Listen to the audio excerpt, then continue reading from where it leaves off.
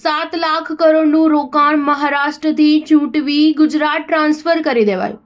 રાહુલ ગાંધીનો ભાજપ પર આરોપ. મહારાષ્ટ્ર વિધાનસભાની ચૂંટણી માટે હવે માત્ર 2 દિવસનો સમય રહ્યો છે. રાજ્યમાં 20 નવેમ્બરના રોજ મતદાન થશે અને 23 નવેમ્બરના રોજ ચૂંટણીના પરિણામો જાહેર કરવામાં આવશે. આજે મહારાષ્ટ્ર વિધાનસભા ચૂંટણીના પ્રચાર પડઘમ શાંત થઈ જશે.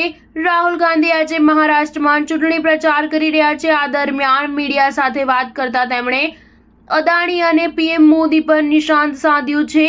રાહુલ ગાંધીએ આ દરમિયાન અદાણી અને પીએમ મોદી પર નિશાન સાધતા કહ્યું કે પીએમ મોદીએ ચૂંટણીનો નારો આપ્યો છે. તેમણે કહ્યું છે કે એક હૈ તો સેફ હૈ. તેમનો આ નારાથી માત્ર એક જ વ્યક્તિ સાથે મતલબ છે. આટલું બોલીને તેમણે પીએમ મોદી અને અદાણીનું પોસ્ટર બતાવ્યું. આમ ફરી એક વખત કોંગ્રેસે વડાપ્રધાન મોદીના હમ એક હૈ તો સેફ હૈ નિવેદનને યાદ કરી ભાજપને આડે હાથ લીધી હતી.